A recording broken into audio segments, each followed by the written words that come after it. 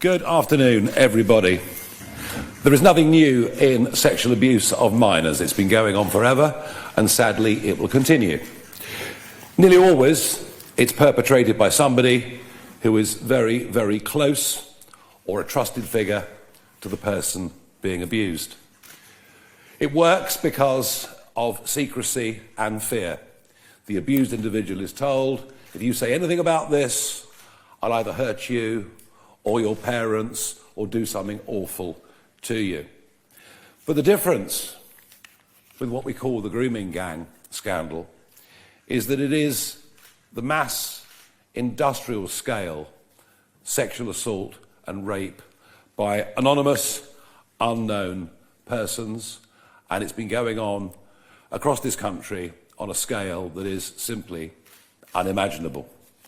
It has been going on for many, many decades. It has been going on for too long, and there is a huge racial and ethnic dimension to it.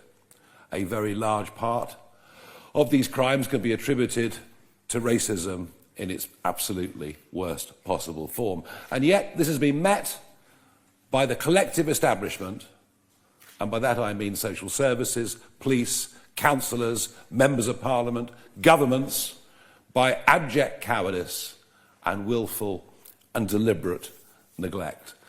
And I first became aware of the scale of this when I went to Rotherham in 2013. And people were coming up and telling me what had happened in that town, the scale upon which it had happened. And I have to say that initially I looked upon it all with a degree of disbelief. Surely nothing as large as this, nothing as appalling as this, could have happened on this scale without it breaking as a massive public story beforehand. And by 2014, this was a national issue, one that had led to great anger in our country, and much of the rest of the world looking on in absolute horror. They simply couldn't fathom that something like this had happened in the United Kingdom. And yet ever since then, there have been a few inquiries, but very little has happened. This is a stain on our country in every way. It's one of the worst things, I think, that has ever happened. And there's strong evidence that it's still continuing, and much of it within a few miles of where I'm speaking to you now.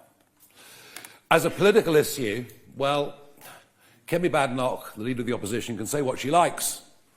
But as Women's Minister, for a period of 2 years, not one single time did she raise this issue in the House of Commons. And as far as Labour are concerned, well, it's clear, it's very, very clear. They have absolutely no desire for any serious inquiry to go ahead. I spoke this morning to the former police officer, Maggie Oliver, who's just about the only person who comes out well, frankly, from the last 20 years of all of this, and she made it pretty clear that Jess Phillips was in no way interested in meeting her at all. The inquiry is flawed, the inquiry will not work, and we want today to offer perhaps a better solution. But before I do that, I want to introduce you to one of the 5 people who was withdrawn from the inquiry. Ellie Reynolds has come down today from the north of London to stand up here and speak to a packed press conference.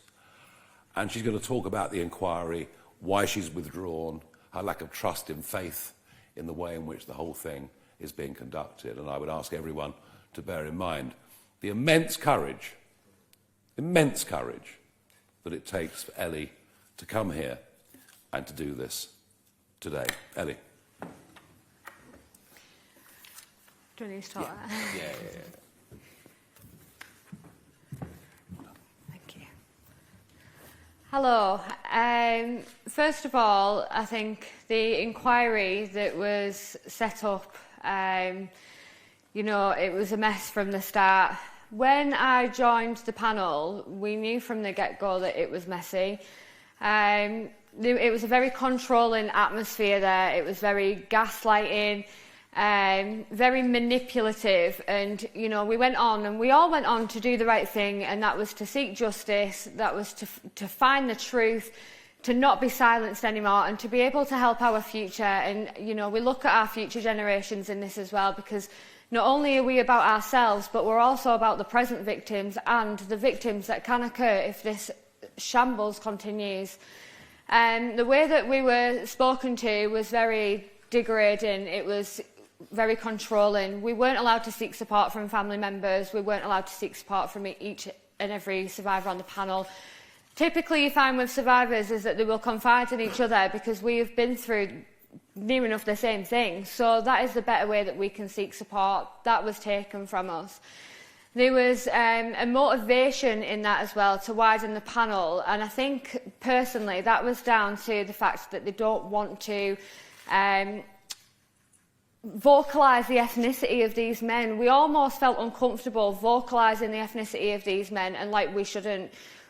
Pretty much when we were in that inquiry, we were stripped from our voices, and we're not going to be stripped from our voices anymore to maintain the higher-ups' comfortability. I decided to withdraw because, my head and my heart were saying two different things. My head was saying, you can really make a change in this, you can really help the future. But in my heart, it wasn't morally correct for me to maintain myself on the panel because of how it was going. It was rigged from the start. I mean, when we got the bios about the former police officer and the former social worker, it was very, very locked down. It was very password protected. We couldn't show it to anybody. We couldn't screenshot it. It was just awful. And I mean, when you're looking at bios of two former institutions that failed us, we were never going to be confident in the first place. We've spent years of our lives trying to grab the attention from police officers and social workers, to be told that we're attention seeking, to be told to shut up and go home. It's been nothing but awful. So when you put these two candidates in front of us, none of the survivors were going to ever sit there and be happy with it. Personally, I asked and I said I'm not keen. However, we were also told to propose two questions to each suspected chair. They've left now, but we had to pose these questions 24 hours prior to meeting them, which, again, I wasn't happy with. I asked why they needed 24 hours. Why couldn't they come back with an answer instantly when they were asked it? We were told what to ask, when to ask it. It was all in all very controlled. And then to top it off, we also had then Jess Phillips calling us a liar in the House of Commons. And the way that she conducted herself alone was absolutely appalling. But to be called a liar by somebody so high up, we're used to it now. We've been called that all our lives. It's just awful that somebody had to do that and degrade us even more when she is a safeguarding minister. She should be safeguarding our children, protecting them. And I do not think that she's capable, which is also why I've called for her to stand down. Keir Starmer obviously had written a letter. I don't necessarily believe he wrote it himself, but that's my personal opinion, to which I replied, we don't want a polite letter. We want accountability. We want justice. We want the truth. And we want it to stop happening to our future. Our future is at risk the longer that this happens for. And we can't afford... I mean, what is it now? Approximately 250,000 victims across the country. That's 250,000 too many, in my opinion. It shouldn't have ever got to one. The scandal is now national. It's a problem and it needs to be fixed. So I withdrew myself because I know that I can make a change, just not through that panel. I will speak and I will raise awareness and I will say what's corrupt. And that inquiry, that was corrupt. Very good. Wow. Thank you. That was pretty clear. Grab a seat and then we'll do questions. Thank you. Well, that was pretty straightforward and very clear. Well done, Ellie. This inquiry is dead in the water. Nearly 5 months have gone by, and what has happened? Nothing. They can't even agree who the chair is going to be. Starmer tells us that the Baroness Casey report forbids it from being a judge. If you read the report carefully, you'll realise that simply isn't true, which, of course, is in common with very many of the things that he says. 5 of the grooming gang victims, those that feel insulted, like Ellie, have withdrawn from the inquiry, but you'll be told, there are 5 who insist that Jess Phillips stays in place and that the inquiry continues. But here's the truth about the other 5. Just as I said at the start of this press conference, there are 2 very distinctly different groups of young people who were sexually abused and raped by adults. And what has happened with this inquiry is the government have quite deliberately, from the very start, widened the scope out from those who were victims of Pakistani grooming gangs and brought in other women. And by the way, I'm not demeaning or diminishing in any way the treatment that Samantha Walker and the other 4 have been through. I'm just pointing out they were victims, survivors now, of a very different kind of sexual abuse. And what the country demands, and indeed, what people like Ellie demand, is a laser focus on this very, very unique, and perhaps for many people, difficult to understand phenomenon that has now been going on in our country for decades. My own view is the government would like to simply kick the can down the road, to hold a public inquiry that goes on for such a long time that it concludes little or nothing before the next general election. You don't believe me? Well, have a look at the COVID inquiry, which goes on month after month, year after year, and which today, by the way, has just gone through £192 million in cost, making it even more expensive than the never-ending bloody Sunday inquiry. That is what we are into. And I want to propose today, a better, quicker, more open and more transparent solution.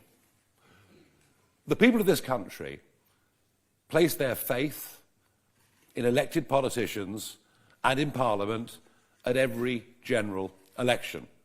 Although I think it would be fair to say that that level of trust and faith is probably at the moment at an all-time low. So what I want to do is to offer Parliament a chance to re-establish itself in the minds of people as a good, fair and just institution. It's time for Parliament to step up and to do its job. Do you remember back in 2009 when Sir Fred Goodwin was ordered to appear before the Banking Commission, a new committee that had been set up between the House of Commons and the House of Lords, and Goodwin had to go to appear. And I just don't think we realise just how much power Parliament actually has if it chooses to use it. Select committees have the power to summon anybody. They could summon a former social worker. They could summon a former police officer. They could summon a former councillor. They could summon a former member of Parliament. And I find it hard to believe that MPs in all of these constituencies would not have had letters or emails or pointers as to what was going on. Because unlike the previous examples of sexual abuse that I've talked about, none of this was being hidden. There were groups of up to a dozen plus men waiting around in takeaway, kebab shops, taxi shops. Everyone in these communities knew that something was happening and that something was very, very wrong. So Parliament has that ability. It also has the ability to sanction those if anybody refuses to appear. It also has the power to require that people swear an oath. And the important thing about swearing an oath is that if what you say in that forum is deliberately misleading or untrue, well then, of course, you could face prosecution for perjury. These are the extraordinary powers that Parliament has if it chooses to use it. And I am saying here is the most enormous opportunity for Parliament, and indeed for this government, to restore some public trust in the institution and those that currently inhabit it on an issue that has been gnawing away at our public consciences for well over a decade. And I repeat the point, to which the rest of the world looks on in shock and in horror. I will be, with my colleagues, meeting the Speaker this evening. I will put these points to him. I know that he himself is very keen to re-establish Parliament at the centre of our national debate in this country. And I will tomorrow write to Dame Karen Bradley, the chair of the Home Affairs Committee, suggesting that very quickly a subcommittee is set up. And yes, let's broaden it to a commission, and let's get those from the House of Lords who understand this subject involved as well. The advantages of this, well, the first one is it can be done incredibly quickly. The second of this is it'll take place in what we still know as the mother of parliaments, and perhaps re-establish some trust in the institution. And it will happen in the full glare of media. And it won't take years to conclude. It will take many weeks. It might take a couple of months, but so be it. And it will have the power to put in the Palace of Westminster those who are suspected of colluding in the cover-up of one of the most shameful stories in the history of our islands. And I'll be putting all of that to the Speaker tomorrow, and I hope and expect to get other figures in public life to come out and support this idea. It can happen quickly. Let's make it happen. Thank you.